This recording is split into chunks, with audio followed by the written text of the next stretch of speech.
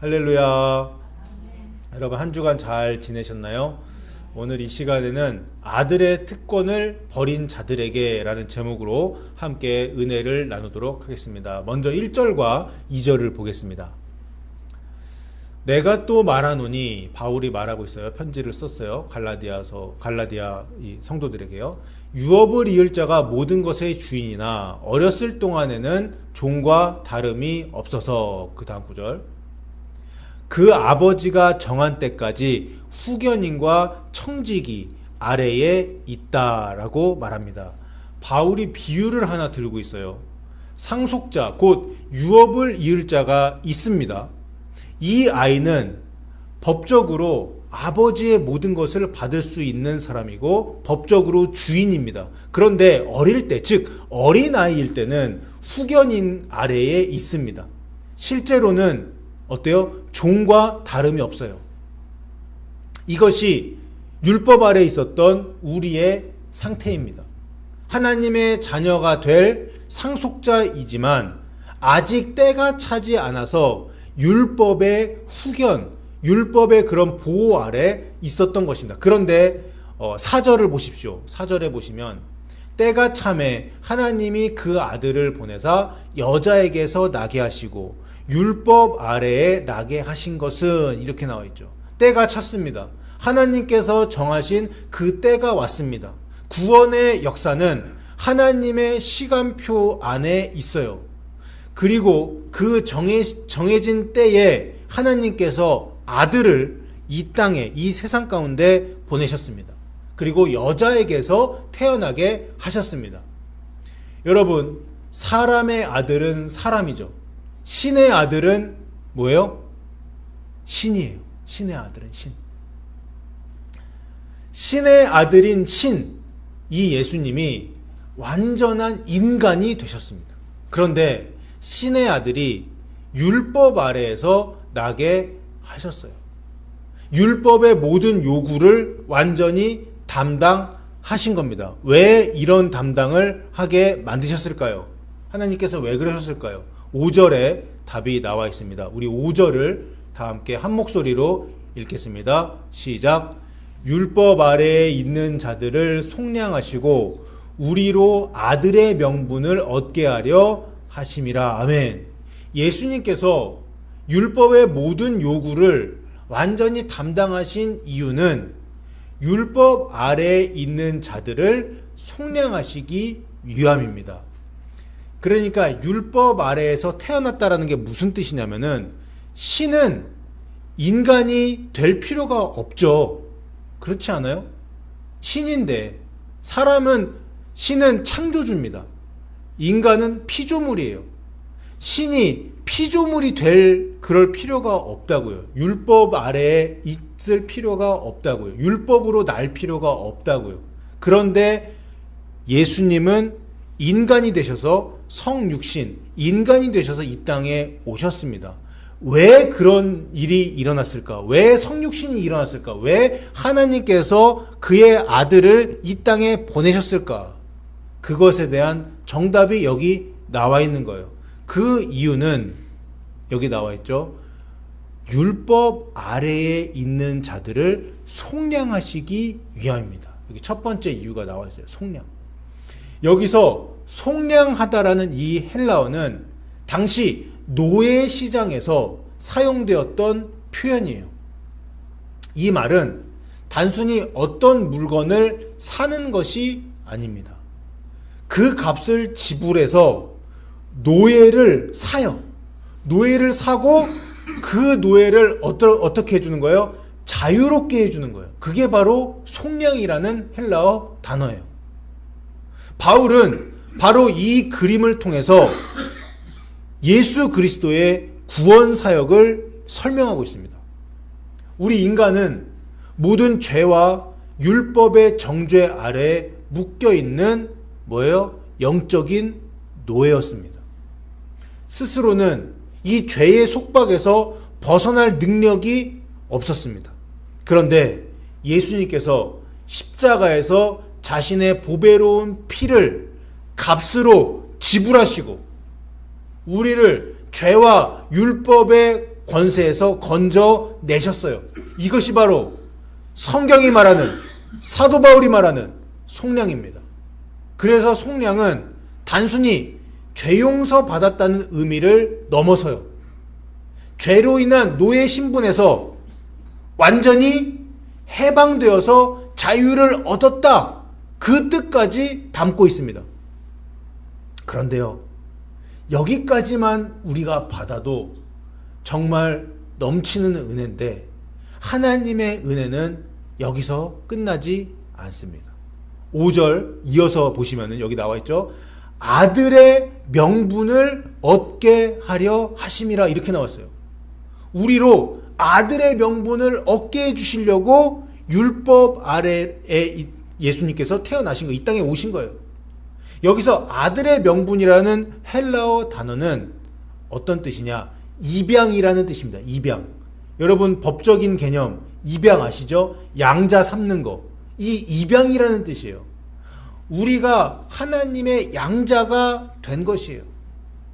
예수님께서는 우리를 노예 시장에서 풀어주시고 자유를 주셨는데 그것으로 끝내지 않으셨습니다. 우리를 하나님의 가족으로 받아들이신 거예요. 하나님의 자녀가 되는 이 놀라운 특권까지 허락하신 겁니다. 그러므로 그리스도인들은 더 이상 죄와 율법 아래에 있는 종이 아니라, 노예가 아니라 하나님을 아빠, 아버지라고 부를 수 있는 하나님의 아들이에요. 하나님의 딸이에요. 상속자인 겁니다. 이것이 갈라디아서에서 선포하는 복음의 핵심입니다. 여러분, 여기서 한 가지 말씀드리고 싶은 것이 있어요. 바울이 아들의 명분, 입양이라는 표현을 쓴 것은, 입양 영어로는 어댑션이죠, 어댑션.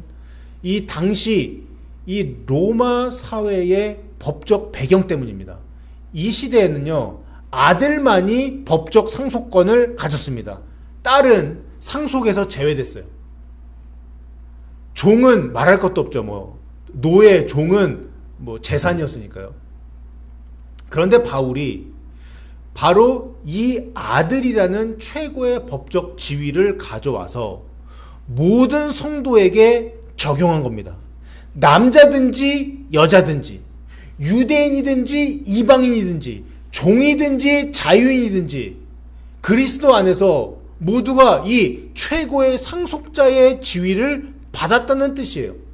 그러므로 오늘 말씀에서 이 아들이라는 표현은 남성만을 가리키는 것이 아니래요. 당시 최고의 법적 권리를 의미하는 것이고, 그 권리가 뭐예요? 예수 그리스도 안에서 모든 하나님의 자녀에게 주어졌다는 그런 혁명적인 그런 선언입니다. 자, 다음으로 우리 6절을 보겠습니다. 6절. 너희가 아들임으로 하나님이 그 아들의 영을 우리 마음 가운데 보내사 아빠, 아버지라고 부르게 하셨느니라. 여러분, 아들이 되었다는 증거가 무엇입니까? 재현이, 호연이가 저에게 뭐라고 불러요? 아빠 이렇게 부르죠. 아버지, 지금 아버지라고는 아직 안 부르는데 아빠 이렇게 부르죠. 아들이 되었다는 증거가 뭐예요? 성령님께서 우리 마음 가운데 오셔서 하나님을 어떻게 부르게 해요? 아빠, 아버지라고 부르게 하신다는 것이에요. 아빠라는 표현은 당시에 어린아이들이, 지금도 그렇지만 아버지를 친밀하게 부르던 호칭입니다. 종은 주인을 이렇게 부를 수 없어요. 오직 아들만이 그렇게 부를 수 있어요. 이것이 로마서 8장 15절과 16절에 그대로 나오죠. 15절 보시면, 너희는 다시 무서워하는 종의 영을 받지 아니하고 양자의 영을 받았으므로 우리가 아빠, 아버지라고 부르짖느니라. 16절 이어서 보시면, 성령이 친히 우리의 영과 더불어 우리가 하나님의 자녀인 것을 증언하시나니. 여러분, 오늘 본문과 정확하게 일치되는 말씀이 로마서 8장에 나옵니다. 예수 그리스도를 진짜 믿는다면 우리는 무서워하는 종의 영이 아니라 양자의 영을 받습니다. 우리가 두려움이 아닌 사랑으로 하나님께 나아갈 수 있게 된 것이에요. 오늘 본문 7절이 이것을 확인합니다. 7절 말씀. 그러므로 네가 이후로는 뭐가 아니에요? 종이 아니요 아들이니. 아들이면 하나님으로 말미암아 유업을 받을 자니라. 이렇게 해서 더 이상 종이 아니라고 선언합니다. 아들입니다. 딸입니다. 아들이면 유업을 이을 자입니다. 이것이 믿음으로 의롭다함을 받은 자의 신분이에요. 제가 그동안 3년 동안 설교를 하면서 여러분들에게 말씀드렸던 칭의의 효과 두 가지. 첫째, 죄용서 받는 것. 믿음으로 의롭다함을 받는 게 죄용서 받는 것. 둘째, 자녀 되는 것. 지금까지 이것을 말씀드렸고 오늘 본문에도 그대로 나와 있습니다. 이 칭의의 두 가지 효과는 오늘 본문 5절에서 속량이라는 표현으로 나왔고 아들의 명분이라는 표현으로 나와 있어요. 자, 여러분, 그런데 8절부터 상황이 완전히 바뀌어요. 바울의 목소리에 뭐가 담겨 있어요? 경악하는 것, 놀라는 것, 안타까움, 이런 것이 막 담겨 있습니다. 전에는 하나님을 알지 못하여서 우상에게 종노릇했습니다. 갈라디아 성도들, 이방인들이요. 그런데 그것은 이해할 수 있었어요. 왜? 몰랐으니까. 그런데 이제 하나님을 알았습니다. 사도 바울을 통해서 또 선교사들을 통해서 그렇게 복음을 듣게 되었습니다. 하나님을 알게 됐어요. 아니, 더 나아가서 하나님이 아신 바 되었다가 오늘 본문에 나옵니다. 하나님께서 나를 아신다는 거예요. 이방인들을, 갈라디아 성도들을 안다는 거예요. 여러분들을 안다는 거예요. 이 친밀한 관계 안으로 들어왔는데 왜 다시 약하고 천박한 초등학문으로 돌아가려느냐 하면서 사도 바울이 약간 언성을 높이면서 그렇게 말을 해요. 그렇게 편지를 써요. 오늘 본문에 나오는 초등학문이라는 표현이 나오는데 이 학문이 무슨 뜻인지, 초등학문이 무슨 뜻인지 10절에 나와 있습니다. 10절 보시면 너희가 날과 달과 절기와 때를, 해를 삼가 지키니라고 나오죠. 날과 달과 절기와 해를 지키는 거, 이게 뭡니까? 유대교의 절기 규정들입니다. 안식일을 지켜야 된다. 유월절을 지켜야 된다. 유월절 지킬 때는 어떻게 해야 된다. 이런 의식적인 법적 규례들이 있죠. 이 안식일을 철저히 지켜야 너희는 구원받는다. 할례를 받아야 된다. 예수 그리스도를 믿는 것으로는 부족하다. 할례까지 받아야 완전한 구원을 받을 수 있다. 이러한 거짓 교사들의 말에 속아 넘어간 거예요. 누가요? 갈라디아 교인들이요. 그래서 바울이 11절에서 탄식합니다. 11절 말씀. 내가 너희를 위하여 수고한 것이 헛될까? 나는 두렵다. 이런 말을 해요. 여기서 우리가 또 반드시 짚고 넘어가야 할 것이 있습니다. 행함을 강조하면 율법주의 아니냐. 제가 행함을 강조하는 그런 목회자잖아요. 율법주의 아니냐. 또 갈라디아서가 율법의 행위를 부정하지 않았느냐, 이런 질문을 할 수 있습니다. 그런데 여러분, 오늘 본문을 잘 보세요. 바울이 경고하는 율법주의가 정확히 무엇입니까? 10절에 나온 대로 날과 달과 절기와 해를 지키는 것이에요. 할례를 받는 것이에요.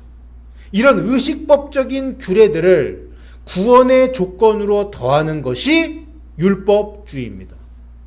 이것이 갈라디아서 1장에서 언급된 다른 복음입니다. 그런데 제가 강조하는 행함은 그것이 아니에요. 본문 19절을 보겠습니다. 19절.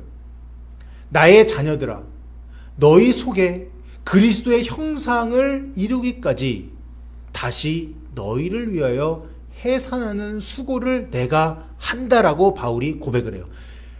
그리스도의 형상이 이루어지는 것, 이것이 제가 말하는 행함입니다. 아들이 된 사람이 아버지를 닮아 가는 것이죠. 아들은, 자녀들은 아버지, 어머니를 닮아갈 수밖에 없죠. 이건 인위적으로 되는 게 아니에요. 자연스럽게 살면서 그렇게 되는 거죠. 물론 노력도 필요하겠지만 자연스럽게 닮아간다고요.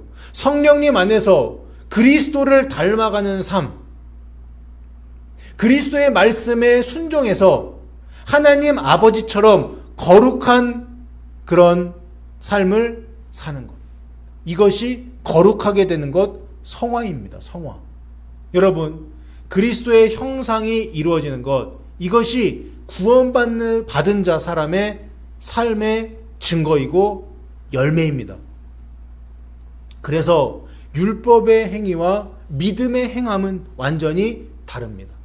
다시 정리합니다. 율법의 행위는 할례와 절기처럼 구원을 얻기 위해 뭔가를 더하는 것, 이것이에요. 믿음의 행함은 이미 아들이 된 사람이, 아들이 된 자가, 하나님의 자녀가 된 자가 그리스도의 형상을 이루어 가는 겁니다. 이 둘을 혼동하시면 안 됩니다. 사랑하는 여러분, 또 이렇게 한번 생각해 보세요. 아들이 아버지를 닮아가는 것이 이상한 겁니까? 아니죠. 아버지의 말씀에 순종하는 것, 아들이 아버지 말에 잘 따르는 것, 이것이 율법주의인가요? 아니에요. 그것은 아들의 자연스러운 삶입니다. 종은 두려워서 주인의 명령에 따르지만 아들은 사랑으로 아버지의 뜻을 따릅니다. 로마서 8장에서 바울은 무서워하는 종의 영과 양자의 영을 대조시켰어요. 종의 영으로 사는 사람은 두려움 때문에 율법을 지키려고 합니다. 그것이 율법주의예요. 나 할례 안 받으면 안 되는데, 이런 거 있잖아요. 그러나 양자의 영으로 사는 사람은 사랑으로 아버지의 뜻을 행합니다. 그것이 믿음의 행함입니다. 갈라디아서 5장 6절이 이것을 가장 잘 표현하고 있어요. 우리 한 목소리로 중요한 말씀이니까 한번 읽어볼까요? 시작. 그리스도 예수 안에서는 할례나 무할례나 효력이 없으되 사랑으로서 역사하는 믿음뿐이니라. 아멘. 영어로 읽으면 더 와닿습니다. 여기 나와 있죠. That count is faith expressing itself through love. 이렇게 나와 있어요. 믿음은 그 자신을 표현한대요. expressing. 이게 핵심적인 단어입니다. 표현하는 거예요. 믿음은 스스로를 표현한대요. 뭘 통해서? through love. 사랑을 통해서. 여러분, 진짜 믿음은 사랑으로 역사합니다. 야고보서 2장 26절. 영혼 없는 몸이 죽은 것 같이 행함이 없는 믿음은 죽은 것이니라. 진짜 믿음이 있는 사람은 가만히 있지 않아요. 사랑을 표현해요. 실천합니다. 믿음으로 구원받아. 그 은혜가 너무 커서 표현합니다. 이건 가식이 아니에요. 그런데 만약 그것이 가식이라면 잘못되죠. 이것이 아들의 삶입니다. 표현하는 그런 믿음. 믿음의 삶. 그런데 여기서 또 하나 의문점이 생깁니다. 그러면 예수님 당시에 율법을 정말 철저하게 지키던 사람들이 있었죠. 누구요? 바리새인들. 그럼 바리새인들은 어떻습니까? 그들은 절기도 지켰고 11조도 철저하게 드렸고 금식도 했고 기도도 오래 많이 했고 겉으로 보면 누구보다 하나님의 말씀을 잘 지키는 것처럼 보였습니다. 그런데 예수님께서는 그들을 책망하셨어요. 정말 강력하게 책망하셨어요. 이 독사의 자식들아, 막 이렇게 책망하셨어요. 너희들이 지옥의 판결을 피하겠느냐, 이렇게 예수님께서. 왜 그렇습니까? 마태복음 23장 23절을 보겠습니다. 예수님이 이렇게 말씀하셨어요. 화 있을진저 외식하는 서기관들과 바리새인들이여, 너희가 박하와 회양과 근체의 11조는 드리되 율법에 더 중한 바 정의와 긍휼과 믿음은 버렸도다. 믿음이 없었어요. 그들은 11조를 드렸습니다. 그것도 아주 철저하게 드렸습니다. 최소의 11조까지 드렸습니다. 그런데 예수님은 그들이 정의와 긍휼과 믿음을 버렸다고 말씀하세요. 무엇이 문제였습니까? 첫째, 그들의 행함에는, 그들의 율법의 실천에는 진짜 믿음이 없었습니다. 율법을 지키는 것이, 하나님의 말씀을 지키는 것이 하나님을 향한 신뢰와 사랑에서 나온 것이 아니었어요. 자신의 의를 세우기 위한 것이었어요. 로마서 10장 3절에서 바울은 그들을 가리켜 하나님의 의를 모르고 자기 의를 세우려고 힘썼다라고 말합니다. 진짜 믿음이 없는 사람들이었어요.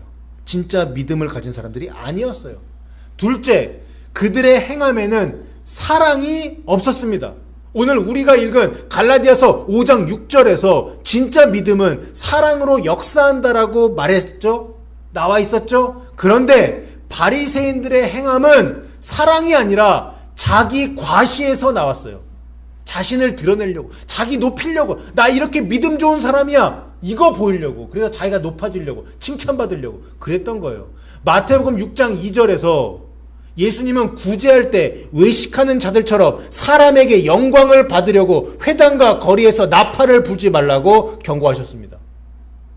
그들은 사람에게 보이려고 행했습니다. 하나님을 향한 것이 아니었어요. 마지막 셋째, 그들의 행함의 뿌리가 잘못되었습니다. 그들은 율법을 지킴으로써 하나님께 인정받으려고 했습니다. 나 이렇게 11조 많이 하니까 하나님이 나 인정해 주시겠지. 나 천국으로 들여 보내주시겠지. 이런 거예요. 행함이 의의 뿌리였습니다. 그런데 복음은 어때요? 정반대예요. 믿음으로 의롭다함을 받은 자가 그 은혜에 감사해서 행하는 것입니다. 여기서 포인트. 은혜에 감사하여. 뿌리가 믿음이고요. 행함은 열매예요. 거기서 나오는 열매. 바리새인들은 뿌리와 열매가 뒤집혔던 거예요. 행함으로 의를 얻으려고 했던 겁니다. 그래서 뭐가 됐어요? 자기의가 됐어요. 자기의. 의는 하나님 한 분이신데 그 의를 우리가 받아서 행해야 되는데 자기의가 됐던 거예요. 그러므로 율법주의와 믿음의 행함의 이 차이는 결국 이것입니다. 율법주의는 행함으로 하나님께 인정받으려고 하는 것이고, 믿음의 행함은 이미 받은 은혜에 감사해서 사랑으로 역사하는 겁니다. 바리새인들은 전자였고 바울이 갈라디아 교인들에게 후자를 말했던 거예요. 그리스도의 형상이 이루어지는 삶, 사랑으로 역사하는 믿음의 삶, 이것이 아들의 삶입니다. 사랑하는 여러분, 오늘 본문이 우리에게 주는 경고가 무엇입니까? 아들이 된 자가 다시 종으로 돌아갈 수 있다는 겁니다. 이미 그리스도 안에서 하나님의 자녀가 되었는데, 맞잖아요?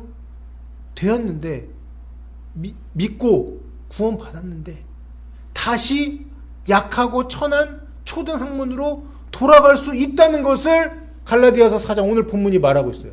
갈라디아 교인들이 어떻게 그렇게 되었습니까? 거짓 교사들의 말에 속아 넘어가서 날과 달과 절기와 해를 지키기 시작했고 할례를 구원의 조건으로 받아들이기 시작했던 거예요. 복음에 율법의 행위를 더하는 순간 그들은 아들의 특권을 버린 겁니다.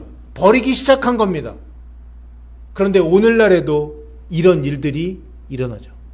형태는 다르지만 구조는 같아요. 예수 그리스도를 믿는 것에 무언가를 더하는 것이에요. 예수님을 믿어야 하고 플러스 이 교단에 속해야 한다. 예를 들면 이런 거. 플러스 예수님을 믿고 플러스 이 특정 의식을 행해야 한다. 예수님을 믿고 플러스 이 지도자를 따라야 한다. 이 목사만이 진리를 말하고 있다. 이런 것들이 모두 다른 복음입니다. 여러분, 그리스도면 충분합니다. 그런데 반대로 이렇게 말하는 사람도 있죠. 예수님을 믿기만 하면 된다. 행함은 필요 없다. 그냥 믿으면 다 된다. 여러분, 이게 구원파 이단입니다. 이것도 오늘 본문이 경고하는 것과 같은 방향의 오류예요. 이것도 잘못된 것이에요. 비진리예요. 바울이 원하는 것이 무엇입니까? 갈라디아 교인들 속에 그리스도의 형상이 이루어지는 거예요. 아들이 아버지를, 존경하는 아버지를, 사랑하는 아버지를 닮는 거예요.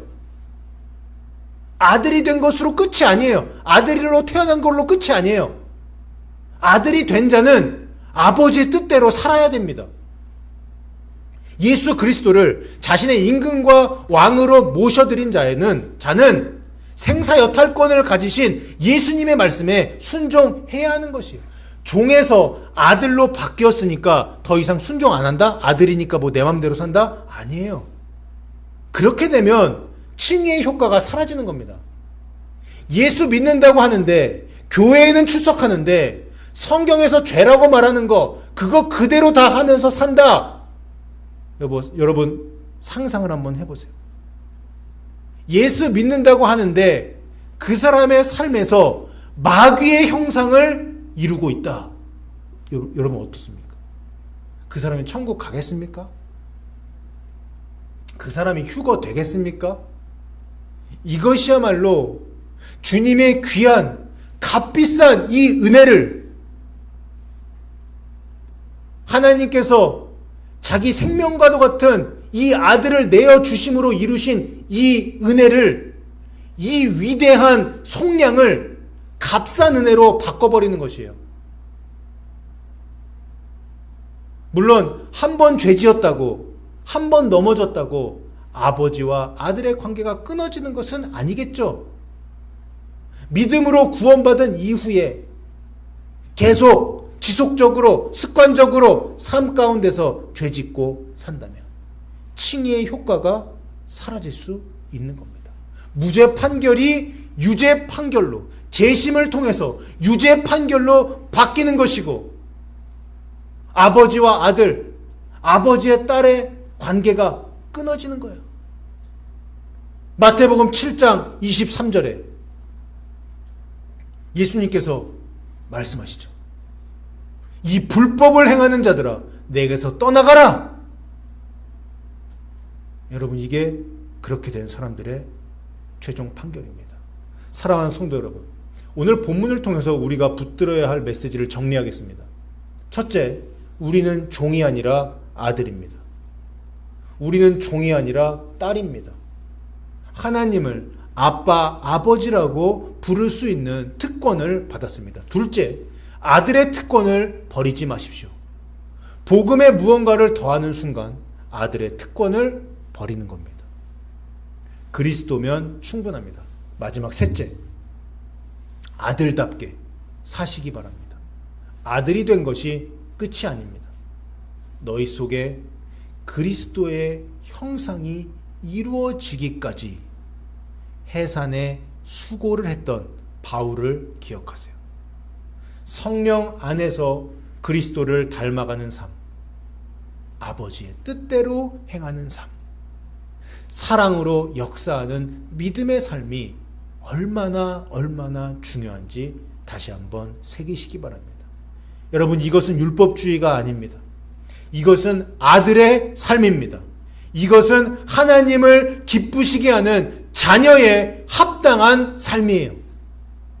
우리는 우리의 생각과 말과 행동을 통해 행한 대로, 행위 심판의 원리, 행한 대로 심판받게 될 것입니다. 오늘 선포된 말씀을 붙들고 아들의 특권을 소중히 여기며 그 특권에 합당하게 그리스도의 형상을 이루어 가시는 저 여러분 다 되시기를 주님의 이름으로 축원합니다.